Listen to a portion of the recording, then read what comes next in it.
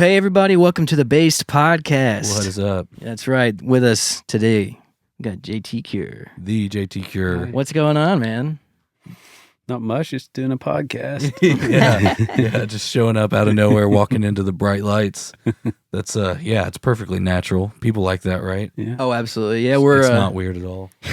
we're live at Gnome Studios here in Nashville. We came to your town, man. I know. I very much appreciate that because I don't. The older I get, I don't like driving at all. Amen. Yeah. No, that's fair. Passing that huge battery thing they're making on the side of the highway, and it's an interesting drive from Kentucky to here. It's cool, and again, huge thanks to Josh Sadlon for letting us use this studio. And if you need a studio in Nashville, check out Gnome. It's pretty cool. It's a log cabin. Anyway, base stuff. All right. Well, here we are. Tell me.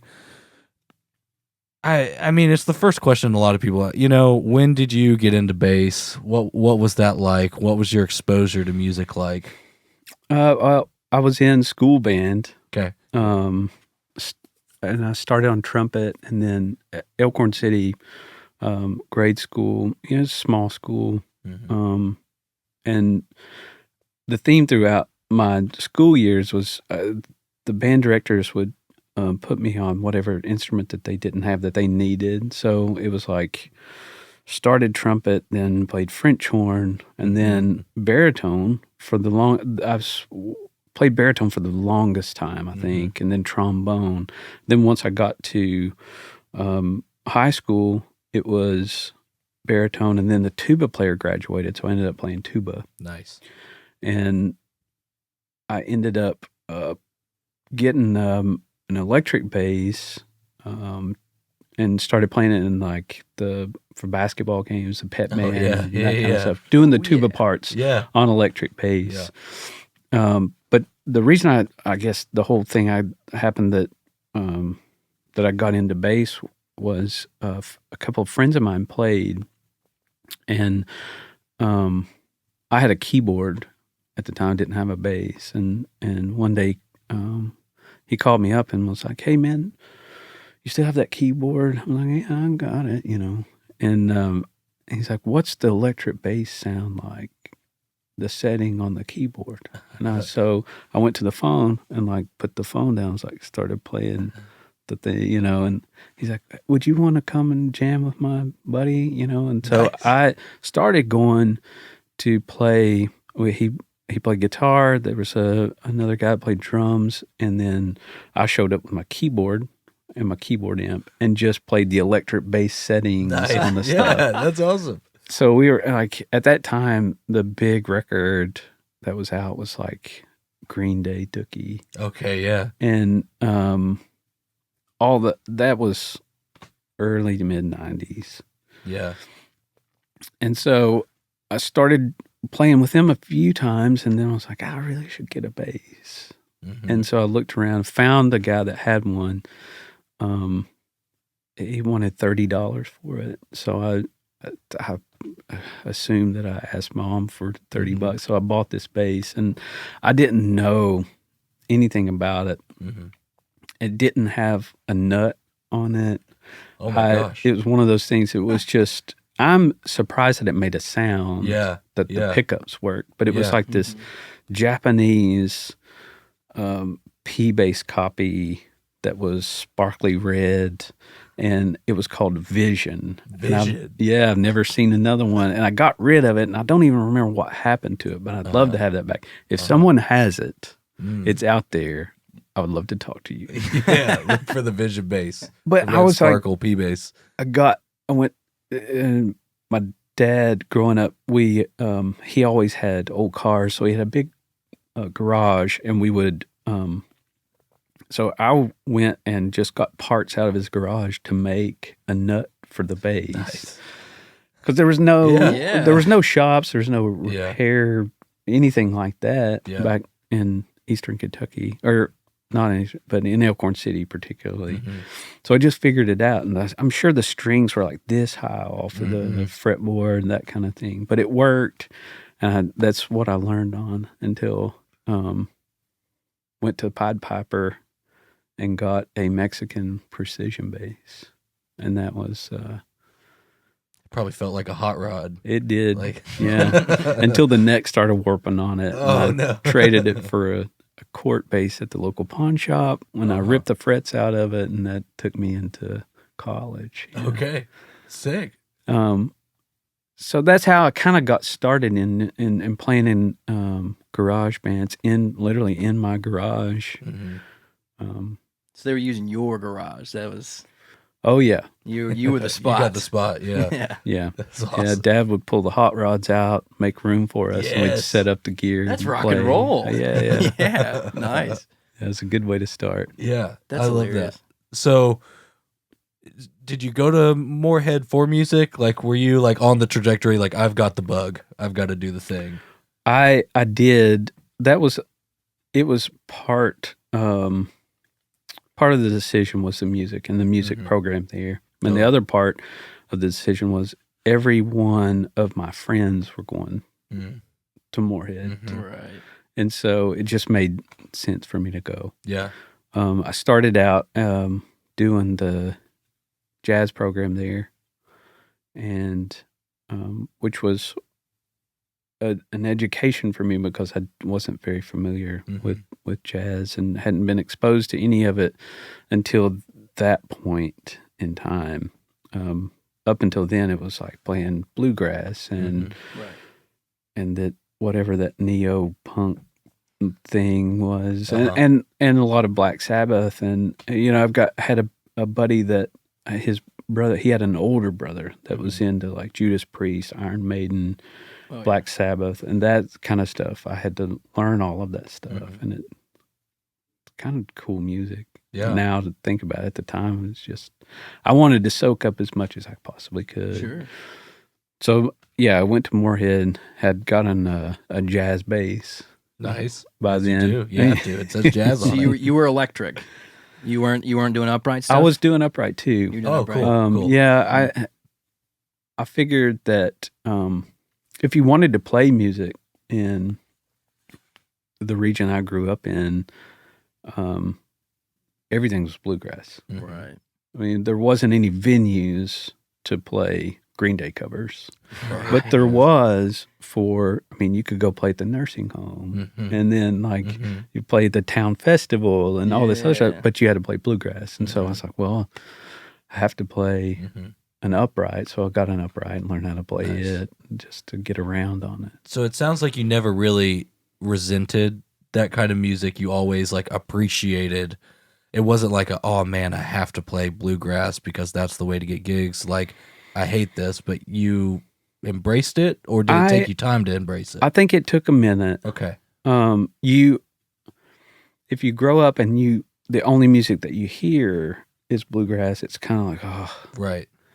another, we're going to go down to the Apple Blossom days and there's going to be like 17 bluegrass bands playing. Right, And then you get to a point where it just becomes numb to it. But once I started playing, it was a different thing, and I learned a certain appreciation for that kind of music and the history of it. And that, anytime you get into it where you learn a history about something, you're getting into it. Yeah. That's super fascinating. So, did the bluegrass switch to an appreciation of country and country in Kentucky around the Moorhead days, I guess, where you're taking lots of gigs, you're taking whatever you can, but did the country appreciation come by way of the bluegrass appreciation, or? I suppose so. I listened to a lot of country music. We were a CMT household growing up, more than MTV. It was MTV when the parents were gone. There you go. And we're like, my brother's looking at the windows to see if it's okay to turn MTV on, So it's like, but CMT was on all the time. We were home. Right. So I listened to a lot of country music. Sure. In that time in the 90s, country music was on fire, I feel like, and and innovative. Yeah. Like, it was not cookie cutter. It was like stories, but like the best production the world had to offer. Yeah. I don't know. It was and pretty the crazy best time. Players and everything was great. Oh yeah. The songs were great. So I had an appreciation for country, but didn't really play it that much until, well, a couple things happened in Moorhead. One of the first people that I met in Moorhead was Jesse Wells, Kentucky legend at this point. The Professor Jesse Wells. Yeah. So he had just he went and done, I think, a year or a semester in Louisville at U of L, and then came to Moorhead that semester. And it was the first semester that I was there. And so I met him, immediately hit it off, started playing music with him. And for 10 years solid after that, I played just about every band, every gig I ever had was with Jesse. Nice, yeah. So he's a dear friend of mine, and he's doing awesome things now. Yeah, and he is. I'm really proud of him. And so I got to play country music through the Junior Pros, which what I started in the Kentucky Opry, Prestonsburg, Kentucky Mountain Arts Center. And that's where we were doing contemporary country music. And I kind of learned, like, while this jazz program studying was happening, I was also playing this contemporary country, like commercial music, for lack of a better term. So I got kind of schooled in both of those around the same time. One, I love jazz, and I love the music, and it's still what I listen to this day. If I'm at home, if I put a record on, it's probably a jazz record. Yeah. But then learning the country stuff, I kind of saw that this was something I could do to make money, but never thought that I would make a living at it. Just thought that it was, I could get some gigs playing country, so I'm going to do this for a minute. And then took me to doing my first session, where like working in the studio and learning all that side of everything too. It was kind of, I've been really lucky in a lot of ways to just, well, it's just basically dumb luck. I mean, the stuff happens to me that and it's made me who I am today, but it wasn't because I was necessarily seeking it out. It just kind of happened to me. Right. Well, I mean, you were in the position for it to happen to you, and you are a fantastic player. I mean, things wouldn't, some of the doors wouldn't happen to you if you weren't like rocking, really kick ass. So, you know, it's like the crossroads of luck, opportunity, and skill, you know, where just like, who knows? I tell people that I do have a little bit of ability and a lot of luck. And that's both, I guess. I mean, I think that's the key to just about anything, you know? Sure. Yeah. Okay, so Moorhead area, that's when you meet Chris. And do you guys immediately start making music together? Is that something that happens down the line? No, it was pretty much immediate. So Jesse went to school with Chris. Okay, cool. So I met him through Jesse. Okay. And we immediately started playing music. And it was basically just for fun. Yeah. Chris was living in a house that Jesse lived in on Sun Street. And I don't even know if the house is still there anymore. It should have been torn down when they were living in it. But so we would just play music and have pick-in just for fun. People would come over and hang out and listen. Then there was always kind of rotating cast of people coming in and out. And so we played. That was basically it.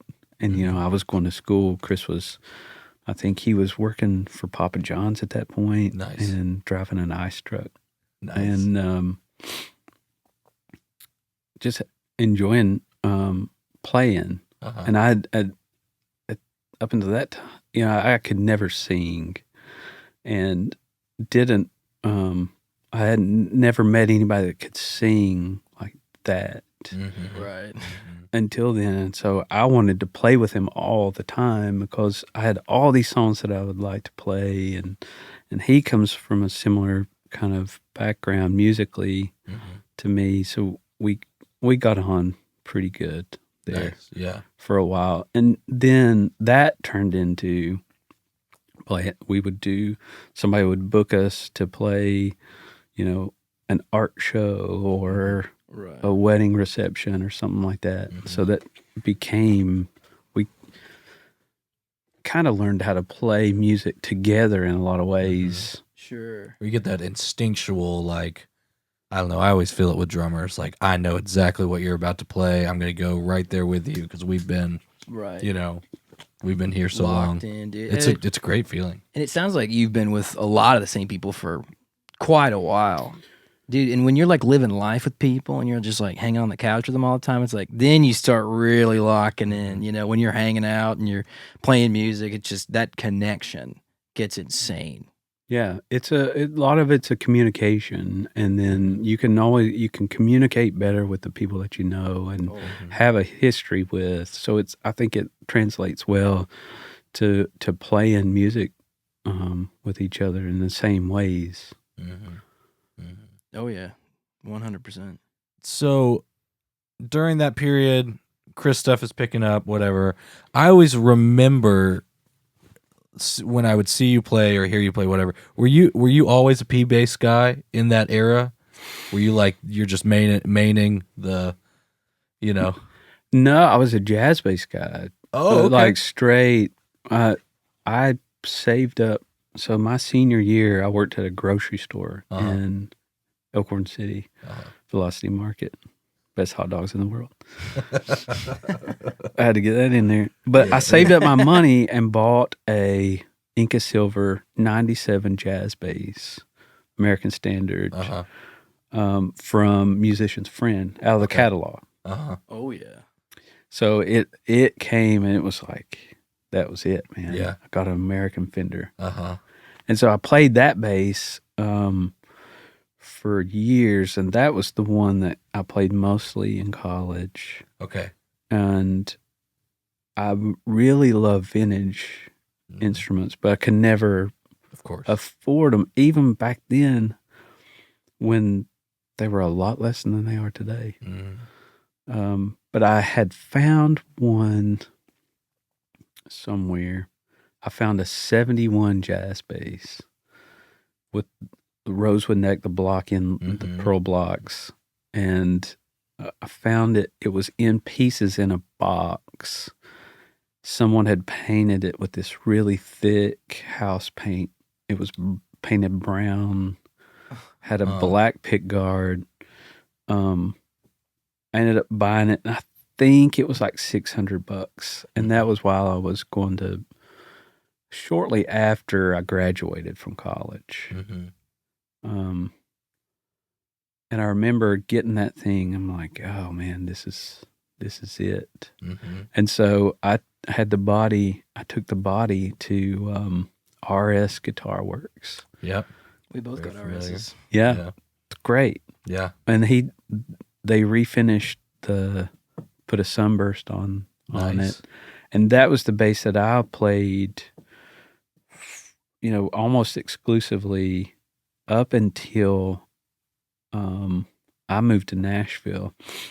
And even, Chris and I had a rock and roll band for a minute when I moved to Nashville. And that was my main bass for it. And then one day he called me. He was like, I know you're a jazz bass guy, but I just played a P bass over at Guitar Center that you should check out. And I was like, well, I mean, jazz bass is my thing, but I appeased him, went and played it. I'm like, oh my God, this thing is amazing. So that was when I switched over to the P bass world. Was that a vintage one? That was a 73. Okay, sweet. Yeah. So the 73 P bass. Nice. So Then you're on the P bass train. I was, foreseeable and future. it was like the one with the 1 5/8 inch nut width. You know, it's like in the 70s. Skinnier. They went to a skinny. Yeah. The P basses went skinnier, but Yeah. still wider than the jazz basses. Right. I didn't say, yeah, that jazz neck is tiny. I mean, that's a big change. That's my I had an RS made. It's a lot of fun. It's white, torque pick guard. You flip it over and it's got like an outline of Kentucky on the back. Oh, Because I wanted Kentucky on it, but I didn't want to like scream at people, you know. It's kind of like just for me. So it's like on my Right. belly while I'm playing. Right. And it's like half turned yellow now. It's awesome. Yeah, those guys make awesome instruments. Yeah, good people, good instruments. Yeah, okay. So we're in the P bass era. Things are going well. Then you bring Thunderbirds along at some point. Well, and Hoffners. Yeah, well, that was later. Yeah. Quite a bit later. Gibson had given me one of those new non-reverse Thunderbirds that they're making. Yeah, the blue, or they're like gray bluish Mm-hmm. looking. Yeah. Yeah. And I got it, and I remember I picked it up at rehearsals when we were getting ready to go back on the road. This was probably 2019 or something. And I remember plugging it in. I was like, oh, this thing is cool. Yeah. Wait a second. Mm-hmm. Because up until that time, I'd gotten several different Gibson basses because I love them. But I never get to play them because I never can find the right sound. They never made it they never made the sound that was usable for me or the sound that I heard Sure. until the Thunderbird. And then I was like, okay, I can start using this thing. And then that led me down the path of having to find the original, the old ones. Right. And so I got kind of carried away in recent years on that. Right. But the Hoffners have always been a big deal to me. I just never really could get along with the shorter scale. Right. Really? Because I was so used to playing P's and J's that every time I'd pick up a Hoffner, I would just like miss frets and stuff. So I had to like Right. watch Think what about I was doing. Yeah, maybe a little bit more than I was wanting to at the time. Right. But I eventually got a couple of club basses. McCartney was a huge influence for me. And so I always wanted a Hoffner, but I never thought that I could play a violin bass because that's the Beatle bass. Right. It's the immediate, you know, But the clubs association. just had a cooler body shape. Yeah. I think visually it's thicker, but I think they have a slightly thicker sound to them too. There's more wood there. It makes sense. So I got a club bass, and then I got another club bass, and then I got another club bass, and then I started getting the other ones. Like I got one of the big single pickup, like a 1961, a blonde one. That was the thick ones. Yeah, I think it's a 500/3 or something like that, or a 500/5. I'm not good at that. But then I've gotten like a President bass, like the 2 pickup version. It's a thin line. Okay. It's a smaller body, and I got recently a Senator in the thin line shape, and I love those basses. I played the President bass I got in London on the new record. Nice. The newest record. It made it on like maybe 3 tracks or something. Nice. Very cool. There's some great tone. I certainly heard a Thunderbird in the mix in those sessions, right? I hope. Yeah. It sounded like it to me. It's got that particular nasal top end thing in the best way. Yeah, and then it's like big bottom, but then it cuts like a P bass and sits kind of like a P bass in the mix. But It's a amazing how they sit. little fartier sounding. Yeah. But it's a cool sound, and it's a rock and roll machine. It's the only thing I can do, man. There's no like if you're It's holding so that, good. rock and roll is gonna come out. Like it's just by putting it on, you're like 20% cooler. I know. Especially the reverse body ones. They're just like, That's awesome. they're so long that you can't even reach the end of them. Yeah. Oh yeah. Because they, so we've talked about it a little bit, but I got a Thunderbird recently, mostly because like me and the band I'm in, like I loved Kings of Leon growing up, and I loved the tone he was able to get out of that, and so I was like, I'm just gonna try this. This is fine. You can find them, like the values are kind of all over the place. Like you can find one that fits you at kind of a low price. So I was like, usually like light bases, and so I'm looking through like which ones are the lighter ones or whatever, and I finally got one, and like it rips, and the two pickups sound like I showed up somewhere where we're using in-ears, and like everyone was like, whoa, it just like fits in a mix, which is not always my experience with two pickup basses. Yeah. Sometimes it's like, well, pick one or favor one or whatever, but those things are cool. And I'm a nerd, so I'm looking at the forums and I'm looking at the whatever, and everyone's like, the electronics are not as good, or the whatever this year or that year or whatever, and like this one's fairly new. It's like 2012 or something, or 2014, and like it's really nice. It's really, really nice. Now I have played other ones that I'm like, this one's not the one kind of thing. Yeah. But the one I grabbed, it's like, it's so light. You almost like you went to grab something heavy, and you're like, oh my gosh, and it's heavy, cool. right? Yeah, right. They look. You heavy. see it, and you're like, well, it probably should be. Yeah. Do you, when you're looking at some of these basses in your collection or looking to get, do you care about things like weight? Do you care? You're just going for sound? I was literally gonna be like, "Are you a bass weigher?" Well, I am. Uh-huh. Just because I think I'm getting older. And I've got to be more conscious about stuff like that. And my shoulders like hurts all the time now for some reason. Are you on the thick straps, the 3-inchers? I'm not. The straps that I use, our guitar tech guru extraordinaire,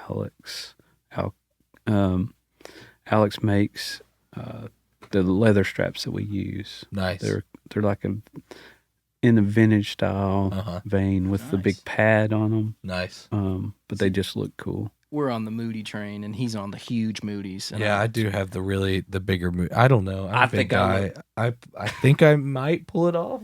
I hope so. I think it looks good on you. He could pull off the Thunderbird. I'm 5'9" if I'm standing on my toes, so I'm just like, I can't be playing the Thunderbird with the 3-inch strap. It just doesn't work for me. I don't do it with the Thunderbird. Thunderbird, I had to get like an extra long, like it's got to kind of sit on your hip kind of thing. My gut, like they like, if you're not careful, they jut out at you, and you gotta like do this. So I moved the strap button to behind the neck, and that helped a lot. Oh yeah. I moved the other strap button a little bit up as well, and that like balanced it out a lot better to me. Yeah. And then the newer ones, the headstock's smaller, so that helps with the dip too. Yeah. Did you do any of those changes to yours? Did you move your strap buttons? No, so that was the one that they had sent was the only newer one that I've got. The rest of mine are all old ones, and the old ones have this. You've got the option of there's a strap behind the neck or a strap up on the top bout. That's awesome. Right, so you just pick, and that's all mine are. That's cool. That back strap button does an interesting thing. I was talking about this with SGs and the way it brings it this way a little bit. It always completely shifts a guitar for me when you play a 335 or something like that. It does something different to where your hand placement is maybe not more comfortable or less comfortable, but different, right? Yeah. Some people also do do you do the put the strap over the side of the... I don't. Okay. I've seen a few people do kind of that. Instead of moving the strap button, they'll like put part of the strap over the guitar body. I was like, I'd rather drill a hole personally, because mine's like, it's not very precious. It's a newer one, but I also like, mine rips. I don't know. It's great. Like when you find a good one, you're like, this is awesome. I think I would do the strap over if I was playing one for the whole show. Right. But if I'm switching around, like I play a Thunderbird maybe on 4 or 5 songs in a set, so I'm constantly switching out. So at this point, how do you pick? Like, how do you pick what this song says P bass to me? This one says Thunderbird, Hoffner. It's tough sometimes, but I think the song tells you what, like, you know what voice they all have, and I've got a certain kind of rule that a hard and fast rule that may or may not apply to each song, but typically if there's like a more acoustic, tender song, that'll be a Hoffner thing for me because they sound a little more like an upright, and or sometimes a jazz works for that, for like a mellow type of song. Sure. Whereas the P bass is a bit more aggressive, and the Thunderbird, of course, I like the single pickup Thunderbirds the best. Like the Thunderbird 2s. That's my favorites. So they're just throaty and nasally and tough sounding or something. So like the hard rock and stuff, definitely I will pick up that, or I've got a Gretsch White Falcon that is really good for like rock and roll type stuff. So there's a rockin' song, I'll pick up one of those to start with and then play around with it and see. And like a lot of times I end up going back to my number one, which is my 62P. Nice. That's very nice. That's such a clean selection. So a couple weeks ago, SNL, and you're playing, and you're like, I remember I watched it a couple weeks ago and thought, that is the coolest looking rig. White Thunderbird, and then that Matchless just glowing behind you, man. That was intentional. Right, dude, it looks so cool. Yeah. We for all those gigs, we're typically wearing the same clothes. It's like nothing. We don't really change anything. Right.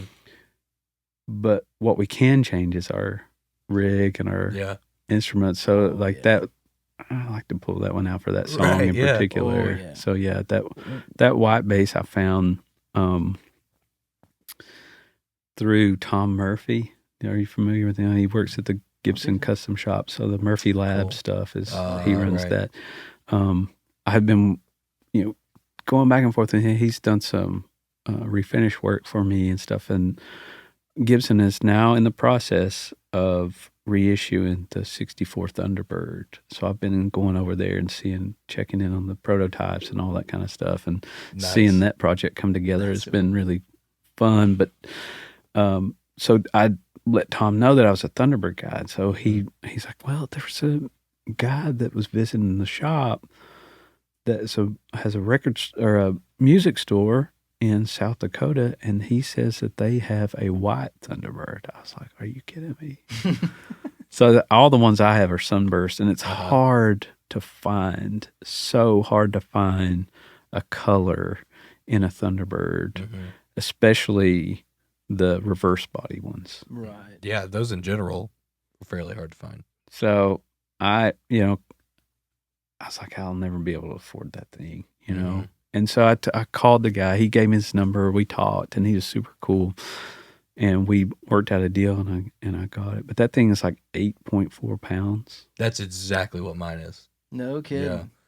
Yeah. That's those ones, when they're light like that. Is it because the body's so thin? They're really thin. They're pretty thin. I mean, they're deceivingly thin. Because, the middle has a thicker section, like where the strings are. But I guess the side, like the wings of it are... It seems like they vary wildly, though. Yeah. Like you can find a 13-pounder and an 8-pounder. Yeah, I recently got a white Bicentennial, and that thing is pretty heavy. Yeah. That's a one-songer. Yeah, it's... One and done. Yeah. 70s, it's a whole different ball. So Fenders, everything, there was the whole mindset that heavier is better in the 70s for some reason. Yeah, Music Man. Yeah. I still can't find one that I can buy that I feel good about. Those Music Mans. Really? Yeah. I love them. I love them. I used to have one. So I did have a period of where I was on talk bass a lot. And so I went through I feel like I had one of all of the talk bass greatest hits. I feel like I had a Warwick, I had a Mike Lowell, I had all these like I was chasing something. The modulus. The modulus, yeah. I had a modulus. There it is. Yeah. It was like a burgundy kind Of course. crazy figured, Yeah. like just wild. It doesn't look bass. like leopard print. Like, what are we doing here? Like, But sadly, I traded. At the time I had a 87 Marshall Silver Jubilee full stack, but it was the each cab was 212 cabs. So it's like had a 212 slant cab and a 212 straight cab. And the amp was killer, but I don't play much guitar. It was much more than what I needed. So I traded it at a music store in Pikeville for that modulus bass. nice. One of the worst trades I've ever made. That's quite a trade. But I used that modulus for a long time. Yeah, that was Those my things. main thing for a few years. I wanted They're cool. one. I didn't end up with one, but I did want one for a period. Oh, Yeah. yeah. And the Zon. Zon, yeah. I never had one, but every now and then I find myself looking at them like, do I really want that? Or is it just because I wanted it 20 years ago Still and valid, couldn't though. afford? Right? Yeah. Yeah. Yeah. I'm guessing for a Sarek. I mean, that's a long way off for me, but like some of the stuff that Jake Sarek is doing is really cool. Yeah. I like Especially how his much he likes designs. the Japanese 80s stuff that he's incorporating. Right. It's cool. It's super cool. You out for like a 32-inch scale or what? A medium 32 scale? would be cool. I need to play more. I can't commit to buying a nice short scale like a 30 or whatever until I just have more under my fingers. But I also always grew up playing 5 strings.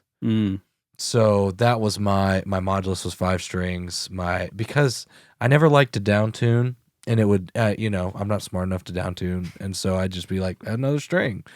And then I kind of found like, okay, this is kind of the stuff I want, but I want to go in the more vintage direction. And so the Yamaha I have right now, it's the BB 5000. It's P bass pickup, jazz bass pickup, but it's a jazz blade. Whatever they did to that is fantastic because it doesn't get super phasey, scoopy when they're both on. Yeah. It just sounds, like sometimes PJ basses, like sometimes you hear them and you're like, ooh. Sometimes you hear them and you're like, that's pretty good, or what? Yeah. Whatever they did there is fantastic, but it's also a 5 string, and it's a skinny neck, and so the neck isn't huge or whatever. It's like the string spacing is like 16 millimeter, or like. Yeah, it's like 16 and a half. It is tiny. It's tight. It's especially at the uncomfortable. nut. It's like if you're not used to it, you'll hate it. But like, I do like that a lot of people, if they glance at it, they're not like, that's a 5 string, immediately, because it's not this huge thing. Yeah. It's like if Hoffner made a 5 string or something. Yeah. But I that's where I feel the most at home. And then I like to bring out like the Thunderbird or something else when I know I just love a low D.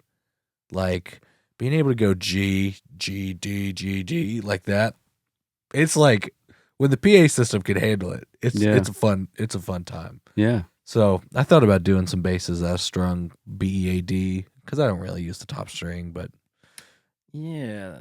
it'd just be more for me to learn. I don't Right. know. I'd rather just play. I'd rather just get to the position where I can start swapping basses. Sure. Are you 4 almost solely? Exclusively, yeah. Yeah. There was a period of time where I did play a 5 string when I was doing that kind of variety show and Right. That's like early pretty country important. kind of stuff. It was it was essential for that stuff. Playing one bass for the whole show, that kind of thing. Yeah. And and then after that, I just went back to the 4 string because it's always been home That's home. for me. I'm the same exact way. I bought a 5, had it, tried it, took it on the road for a year, and I was like, it's just not me. It just doesn't feel like home. I don't pick it up and feel inspired like the same way that I do when I pick up a 4-string P bass. Yeah. Or like I bought a Rick, and I'm just like, I feel inspired with this thing. I feel like all over the place. I'm comfy with it. And then I pick up the 5 and I'm like, I enjoy it. It's doing the job. It's right for certain jobs. Like, I did like a fill-in for like a newer country guy that's pretty pop, and it was right. But I still am like, yeah, I want the P bass. I want the Music Man. I want the fours. Just Yeah, you got to have something that you're comfortable with, right, and that makes you happy too. Oh yeah, but I'll down tune. I'll do it, or one way or another. I'll down tune, whether it's digitally or yeah, you dropped. Yeah, that's a. We've discussed that. Yeah, I'll do all the. If I'm doing the 4-hour gigs, dude, I'll just throw a little drop tune pedal on. Oh, I don't even know about that. Oh, dude, it's cheating's what it is. Technology is going a long way. But if it's me, if it's 1 a.m. and they're calling songs that are low, I don't care. I will drop that digitally, That's wild. Oh, yeah, it's fun. That way, I get pretty particular about, I don't want to reset up my bass, but I also don't want to deal with, like, certain, if you've got a bass that you set up and you're drop tuning it, especially a whole step, those strings get real slinky and you get that, like, or when the pitch won't quite settle when you first hit it, that kind of thing. That kind of bugs me unless it's really just doom metal. Kind of, I like that in that context only.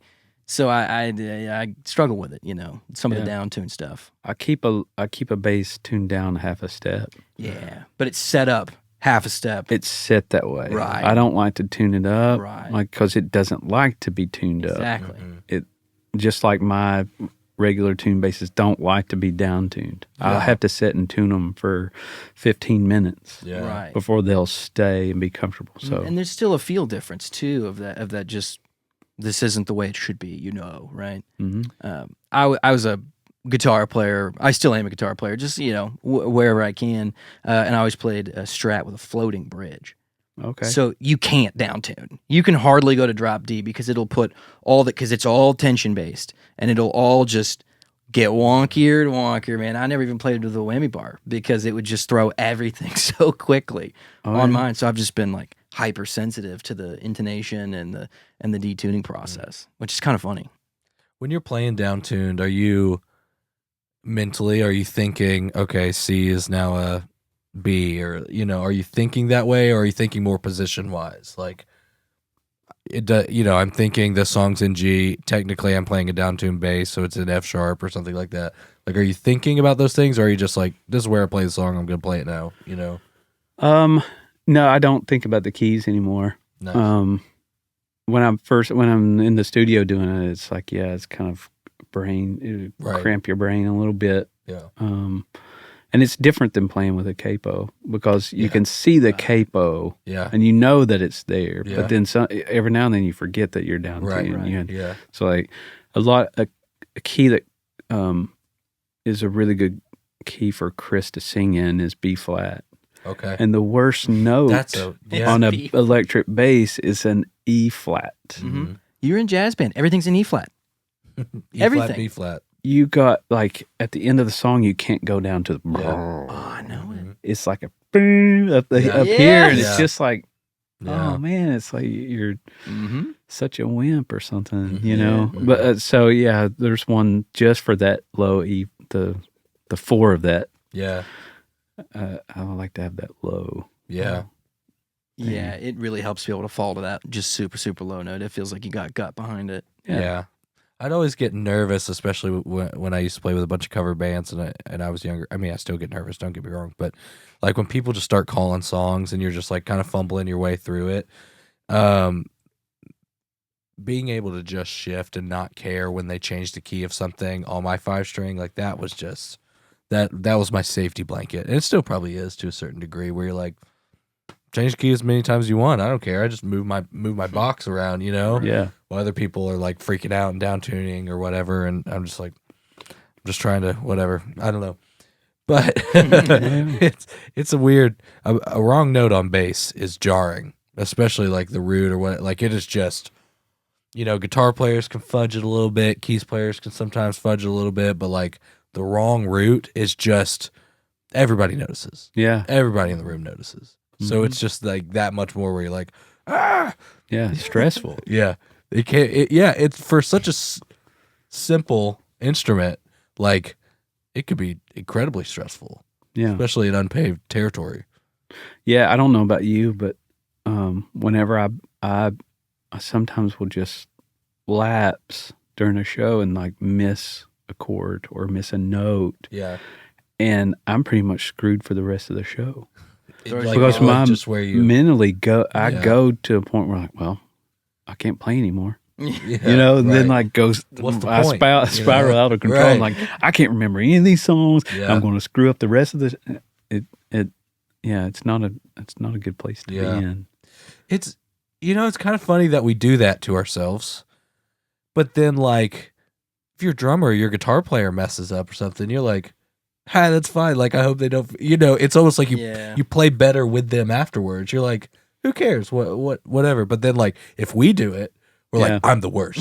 Yeah, we always put more pressure on ourselves. But when anything happens in the band setting, we all just kind of laugh about it. Right. Yeah. Right. It's live music. Right. That's it. That's it. That's the fun. Yeah. Was the intention, like, especially with your stuff with Chris, like you guys, it's very true to what's done on the floor. Like I'm sure there's overdubs or whatever at some point, but it's not like it's very raw, It's very, you played it, that's how it sounds. Like of course we're at a studio, we're doing stuff to it in a good way, but was that something that came along later, or was that kind of part of a philosophy for his music, your all's music, that like you were going to stay in this organic, for lack of a better term, path when it's very countercultural to a lot of other country artists? It was never something we discussed, really, I don't think. It's just the way that when we went in and done the Traveler record, it was one of those things where, we had worked up songs in Chris's living room, sitting around in a circle playing. It was me and Derek, drummer, Chris and Morgan at that time, and we just worked the songs up that way. And so when it came time to record the record, we just set it up that same way, and we all recorded in the same room. Now, every now and then, they would put Derek in the drum booth, but for the most part, we just kept this kind of the same vibe because it seemed to work for us. Yeah. And we like to kind of monitor ourselves. Yeah. Sure. So did you have an amp in that room? I did. And I mean live. So like when I listened back to Tennessee Whiskey, and I was amazed at how it almost sounded like the bass had a room mic on it. Like you can hear obviously this mic'd amp, but it had to, I don't know if it sounded like that because it's leaking into a vocal mic. I think so. Yeah. That song sounds particularly roomy. It does. And it was all very much live. Yeah. Yeah. That take that's on the record. Beautiful. So yeah, I'm sure it was coming through, and I can't remember if that was a lot of that time is fuzzy for me. And it's one of those things that I don't know if you do this now. If you do a session, you write down exactly what you played on every song. Like I didn't at that time. Right. And we got through with it and started the next record, and I really wish that I had. I kind of know right what it was, but I couldn't tell you if I played a bassman or if it was a B-15. Usually I have both. I have a blonde bassman and a B-15 in the studio, and I'd swap out depending on, it's the same thing with the basses. Like the bass has a certain voice, the amp has a certain voice, and whatever the combination of the two that fits the song the best is what I end up going with. But so a lot of that is fuzzy to me, and I don't know if the drums were in the room or if they were in the booth at that point. So that could be something that's a reason why it's kind of sounds reverb. Sound. I mean, And we were recording with a room mic too on for that stuff. So I think it's just picture of what it was happening right there. Yeah, that's awesome. Right. I mean, it's capture magic. So like you've got the basses and you pick what's the voice or what, like what's your read on when are you grabbing a B-15 versus a Fender Bassman, especially to maybe like people watching who maybe they want to save up and buy one old amp. Like what's the vibe, I use it's about 50-50. And it's and it's weird. I don't have a combination that's, the P bass with the B15 is tried and true. Sure. And everybody uses that. But that's not the rule for me. Yeah. It's just the P bass through the bassman does something completely different. And I love it. Right. So a lot of times I'm playing P bass with a bassman it's not as deep. Whereas sometimes I'll play the jazz through the B15 and just to give it a little bit of depth.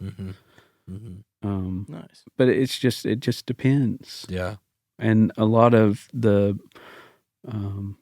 stuff we do in the studio is like 50-50 amp and direct signal. And you're not a pedal guy, right? I was never smart enough to use pedals. I do have them. Yeah.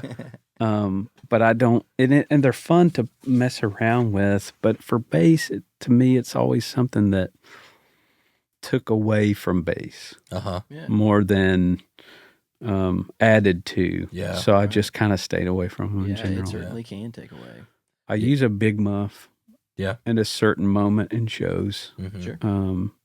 Because there was overdrive added after the fact to a bass part in one particular song that I try to recreate that with that. So yeah, I did want to ask, like, in your sets, what's that song that you're looking forward to these days? That you're like, oh, when that one hits, I know we're rolling, man. Like one of your favorites to play. What's that song for you? I think it's always one of the newer songs. Really? So it just keeps changing. Yeah, I think so.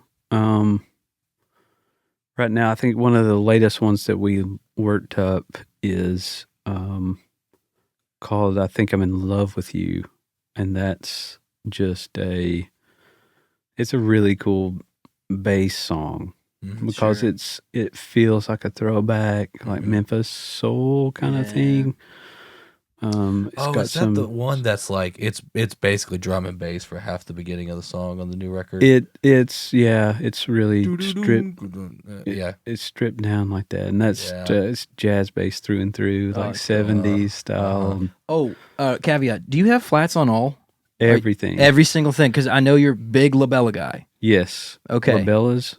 So flats on the Firebirds and everything, or the Thunderbirds rather.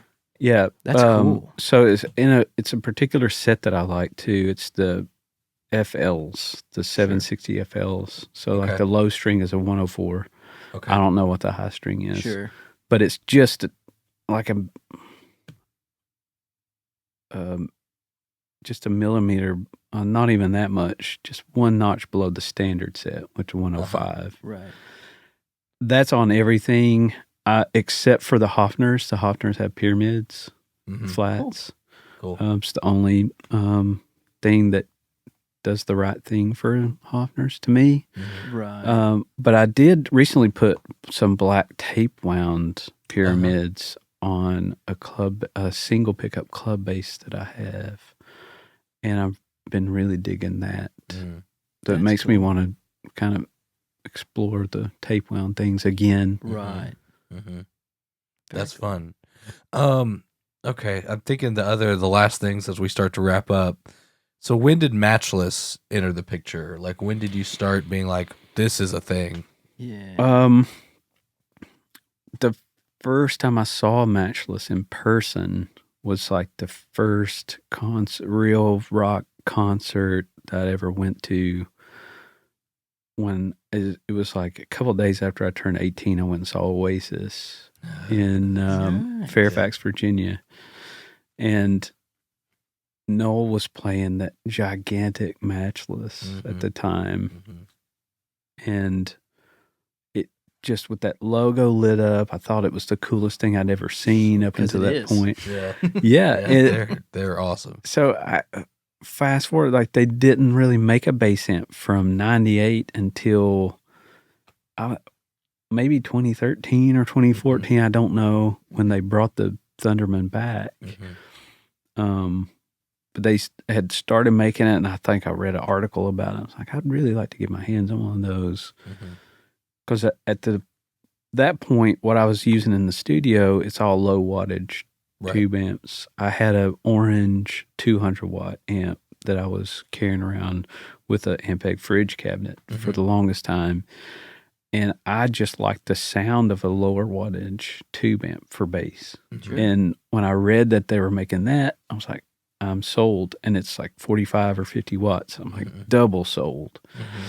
So nobody had one around here. I ended up calling Matchless to see if they could help me find one. And they helped me find one. And it was like in North Carolina at a store. And so they shipped it to me. And so I bought it without even hearing it to know what it did. Trusting. Right. Yeah.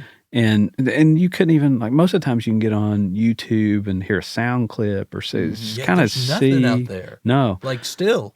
No. And I got it in the mail. I plugged it up, and I loved it from That's so cool. the get-go. And it's one of those things that's kind of dummy-proof for me. It sounds good. And I don't know exactly. There's maybe 4 or 5 knobs on the thing. And anywhere on those knobs sounds good. So I can't screw it up too much. And I like that. Downstairs, it'll sound good. But that to me That's is cool. a testament to a really good amplifier is that it just sounds good. Right. You can't screw it up. Right. It doesn't have like 30 band EQ and all that stuff. Like you can get a really bad sound out of a terrible amp by adding too many knobs to it. Absolutely, yeah. That's 100% true. So and so after that, I've kind of got acquainted with Phil Jameson at Matchless, and so I think I've got maybe 5 or 6 of those amps now. Sweet. In various kind of color combinations, and That's it goes fun. back to what we were talking about, like dressing up. Oh, I got a green one, and and a guy in Cincinnati builds the cabinets for me because Matchless don't make a bass cabinet. That's what I was going to ask. Yeah, right. A guy in Mark Gandenberger in Cincinnati, I think he goes by the trade name Vintage Blue. Okay. He's like an Ampeg guy. Okay. Makes really good copies of Ampeg, like B15 cabinets. So the cabinets he makes for me are those cabinets with a certain speaker that I really like to use in it. Nice. And like, to be clear, this is not a rig that's just by you on stage just to, make you happy and listen to. Like, there is a mic on this cabinet. It is a significant part of the sound. Yeah, a lot of the sound that's getting pumped through is the amp sound. I'm monitoring myself with the amp, and I like to hear a little bit of the DI in my monitor. We're still rocking the floor monitors. Really? Yes, and I love it. Yeah. It's so rock Sorry. and roll. So is the 45 watt enough? It is. That's amazing. The biggest places, and it's plenty. Wow. So no Just bass one in amp. the monitor either? Or I that's do where have you a- get the DI. I have a touch of DI in my Yeah. wedge just There you go. because sometimes the amp could be a lot more forgiving than the DI. And I Yeah, know that's that true. front of house is getting a DI signal. Yeah. So I kind of I'm paying attention to what I'm doing behind me coming off the amp. And then if like pops or anything like that happens, like my finger will touch the string will touch the pickup magnet and it'll pop or something that might not come through my amp as much, but I like to hear that kind of thing. And then I'm like, oh God, I got to calm down. Like I'm digging in too hard. Last thing, like, what lately has inspired you? What are you into? Could be music, could be food, could be movies. Like, what's giving you life lately, or books or something? I don't know. Sneakers, whatever. Walks. Well, white Adidas. White Adidas. I have really been getting into, I know it sounds crazy, but gear. My day consists of scouring the ends of the internet for rare gear, instruments mostly. I most recently got a couple of things in LA. We were talking about the Matchless thing. I really don't look for amps anymore. I bought 2 amps recently. They're just kind of like tricks. Mm-hmm. I found a 60s, like a mid-60s Selmer Bassmaster. Nice. Very Amp. cool. Yeah. Nice. That's With cool. the single 15 Uh-huh. cabinet. It's like the crocodile, black Nice. and white, Toilex. So Super you buy cool your looking. Selmer saxophone and your Selmer bass amp. So it's basically like a Marshall, 50-watt Marshall, Yeah. essentially. But it says Bassmaster on it. So I'm like, That's ah, awesome. I gotta not get that it. I'm the Bassmaster, but Right. maybe it'll make me one if I There you play go. through Manifest. it. And I got mean, if it says it. a tweed bassman recently Very cool. too. Those sound great on bass. Yeah. Nobody ever plays bass through them, Yeah. but they're Combo, awesome. like the full tweed. The 410, the whole deal. I've been eyeing them. I've been watching Facebook Marketplace and seeing the bassmen come up, and it's funny because you talk to certain bassman people. I don't know how to say this different. There's certain bassman people that are into certain specific basements, and since there's such a broad range of eras of the bassman, certain people are like, "That's the one you want." No, you don't want those. You want these, and I'm like, I don't even know what I'm looking at anymore. I want all of them. There you Yeah, go. amen. It solves that. Amen. Amen. But yeah, so I get up in the morning, I scour the internet, look for gear. I'm just now getting into like networking with folks Okay. on trying to run down like super kind of special Cool. things. Yeah. Because I'm kind of, I've gotten a lot of the stuff that I use in the studio and on stage, stuff that is, the sunburst stuff, the more common stuff, really good Mhm. pieces, but I also kind of trying to collect a little more, and that's That's cool. looking for colors and Mhm. that kind of stuff. That's awesome. Very cool. But That is instruments, also my buying thing. instruments, buying amps really inspire me, Yeah. and I'll play a lot more in the time periods after I buy something, Mm-hmm. because I'll play it, and it, every instrument is different, even if it's like another 62P bass. Yeah. Oh, I'll pick it up and I will play something different on it Yep. than what I would if I just picked up my tried and true one. Right. 100%. Right. And it's 100%. so weird. I Yeah. truly believe that there's something like in the instruments. Yeah. we always talk about the mojo. It's real, Yeah. man. Yeah. Something's got different mojo. Sometimes there's a lot of suck in an instrument Yeah. too. Like, you're like, Sometimes "I hate it's, this sometimes one." it's Yeah. me. Yeah. Sometimes it's like, man, that's awesome. Well, thank you Thank so much Oh, thanks for being having here. me, man. It's This has been been it's great. been an honor. Big Thanks for video coming playing. to me too. This is Yeah. awesome. Oh, absolutely. Anytime. Well, thanks y'all. We'll see you next time.